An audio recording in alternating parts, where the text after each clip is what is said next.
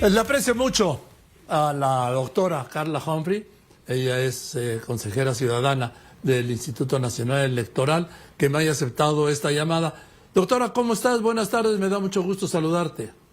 Hola, buenas tardes, un gusto saludarte, gracias por este espacio. A ver, estamos viviendo tiempos determinantes no solo para la democracia, sino para el INE. Hay una pugna por el INE, doctora. ¿Lo ven así ustedes desde dentro? ¿Lo ves tú desde dentro o estamos viendo mal desde fuera? Bueno, creo que en realidad pues es un momento en que se está juntando todo, ¿no? Esta reforma electoral, la aplicación, la aprobación del Plan B, que pues finalmente fue el día de ayer, estamos esperando su promulgación y publicación.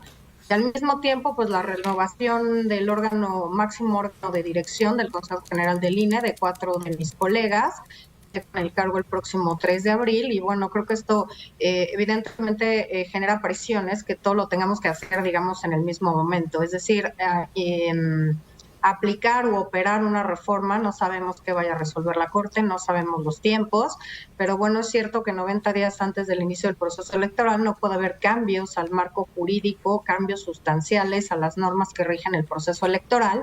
Y bueno, a la par, también mis colegas dejan el cargo el próximo 3 de abril, y en ese sentido, pues también está en marcha esta convocatoria para renovar 4 consejerías, la presidencia y 3 consejerías de este Consejo General.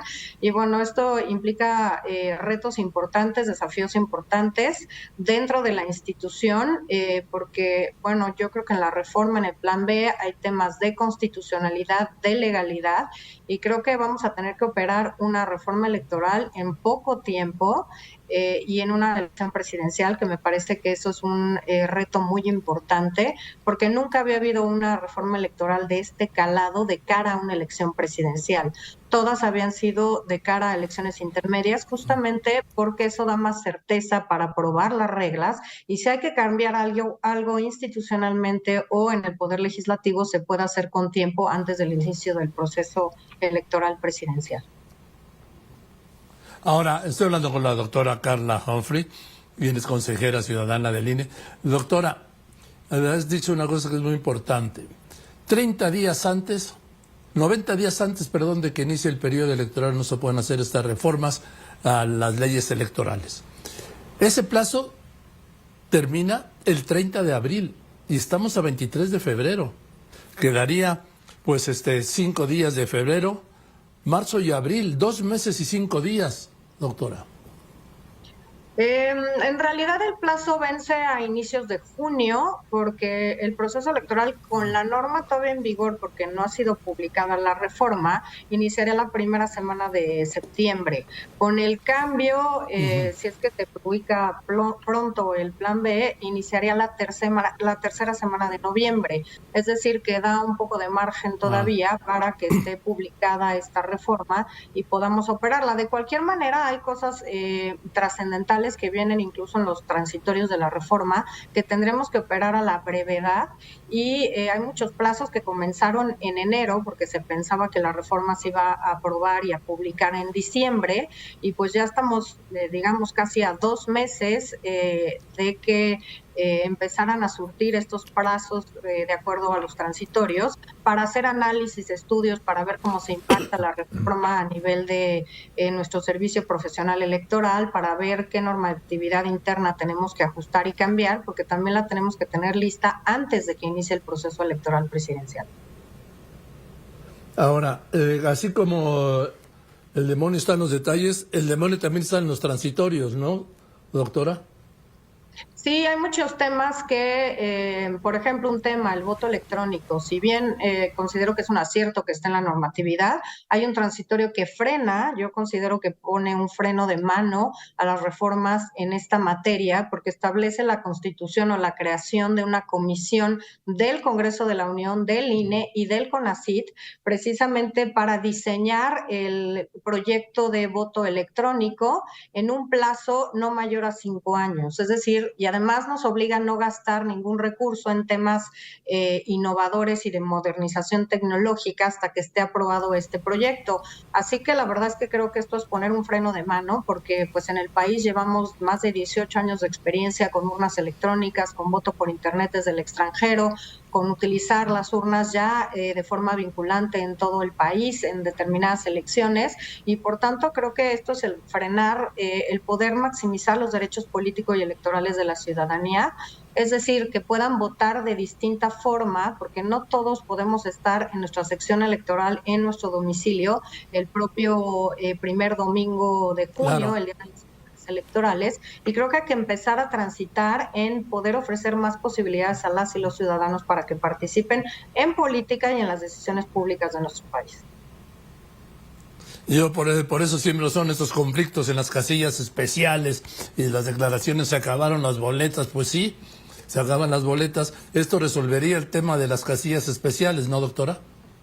Sin duda, yo creo que tendremos que empezar a hablar de un voto, yo lo llamo mexicano universal, es decir, que cualquier mexicano o mexicano que cuente con credencial de elector y esté inscrito en el padrón y en la lista nominal pueda votar desde el lugar en el que se encuentre, es decir, ya quitar este tema de estar geográficamente localizado en tu domicilio ese día de la jornada electoral para poder participar. Hay personas que por distintas actividades no lo pueden hacer, por ejemplo, personal de salud, doctores, doctoras, enfermeras, enfermeros, personal o gente que trabaja en el ejército, en la Guardia Nacional, pues claramente pues no pueden estar quizá en sus domicilios, gente que está enferma y no puede acudir físicamente a una casilla, y también quienes residen en el extranjero. Entonces creo que tenemos que empezar a ver otras posibilidades de voto en nuestro país, que no sea solamente acudir físicamente ese domingo a la casilla que nos corresponde. En el caso de las casillas especiales, como bien señala, siempre han sido problemáticas la instalación de casillas,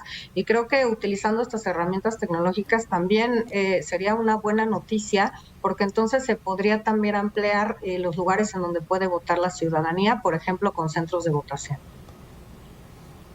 Ahora, este proyecto, doctora Humphrey, estoy hablando con la consejera ciudadana del INE, la doctora Carla Humphrey, este proyecto pues ya no se puede hacer para el 24, ¿no? No da tiempo, ni tiempo legal, ni tiempo físico, digamos, y sobre todo con ese freno que has mencionado de este transitorio. Sí, desafortunadamente, y también el uso de tecnología implica que la gente confíe en la tecnología, confíe en cómo funcionan estos instrumentos de votación. Hemos utilizado urnas electrónicas en 3 procesos electorales, en 2020, 21 y 22. Sin embargo, creo que el instituto no ha impulsado de manera adecuada los temas tecnológicos. Podríamos haber utilizado más, pero creo que la buena noticia es que todavía en el Estado de México y en Coahuila vamos a utilizar urnas electrónicas.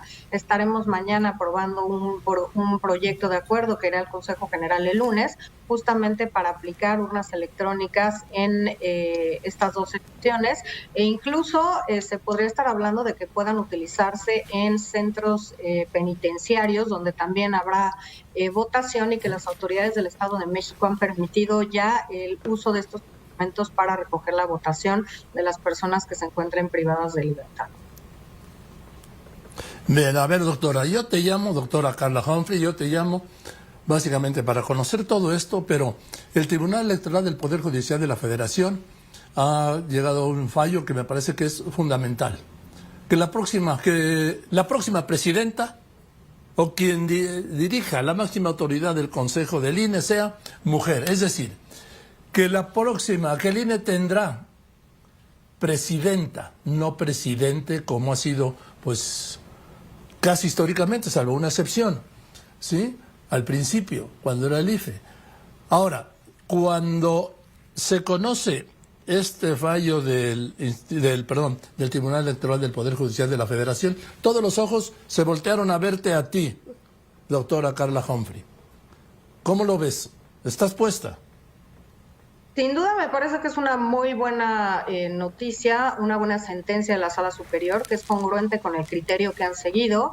Al INE le han revocado algunas convocatorias precisamente para garantizar que las mujeres no solamente puedan integrar un Consejo General, sino la presidencia, porque pues las mujeres nunca tienen muchas trabas, se enfrentan estos techos de cristal para llegar a los más altos cargos, y creo que de eso justamente da cuenta la sentencia de ayer, del compromiso del Tribunal Electoral Electoral en garantizar que las mujeres ocupen espacios, pero también que ocupen los primeros espacios dentro de la administración pública, de organismos autónomos y también en los 3 poderes del Estado y en todos los niveles de gobierno. Esta me parece que es una buena noticia. Finalmente sabremos que el INE tendrá una presidenta.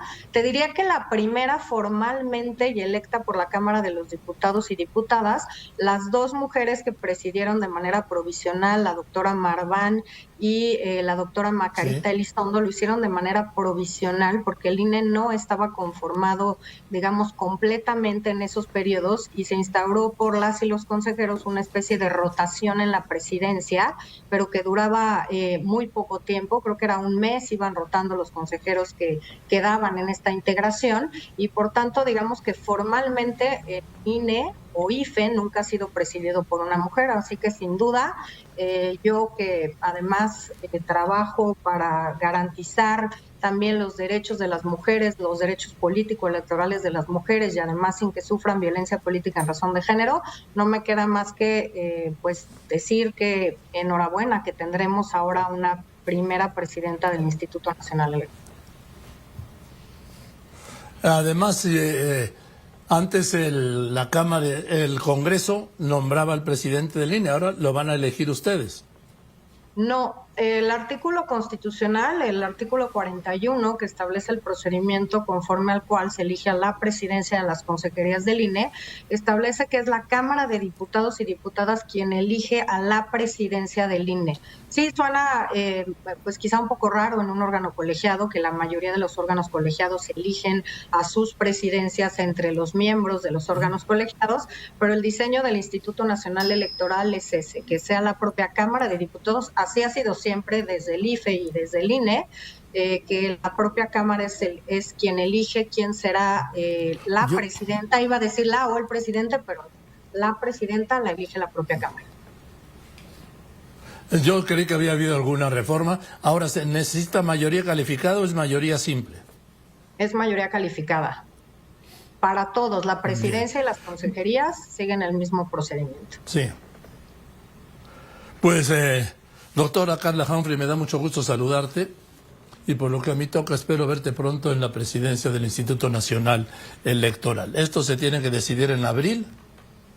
Sí, el 3 de abril porque ya está emitida la convocatoria y bueno, está previsto también en la Constitución que si llegan los plazos y no hay nombramiento, puede irse a insaculación en la Suprema Corte de Justicia de la Nación para no dejar el órgano, el Consejo General, incompleto y pues que puede alterar quizás su funcionamiento. O sea, que podría ser por insaculación, es decir, por sorteo, por tómbola.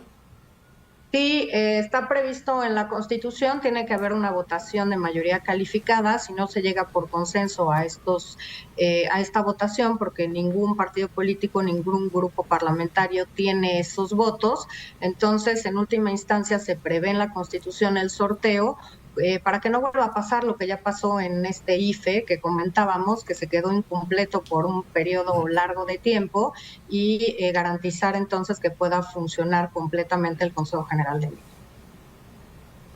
Gracias, Carla, te mando un saludo y saludos igualmente en casa, que estés muy bien. Es un gusto saludarte y también saludo a tu auditorio. Muchas gracias. Muchas gracias. Es la doctora Carla Humphrey, quien es consejera del INE. Y ahí está el tema. Habrá una presidenta del INE y el Congreso tiene que elegir a otros 4 consejeros porque se van 4, entre ellos su presidente Lorenzo Córdoba.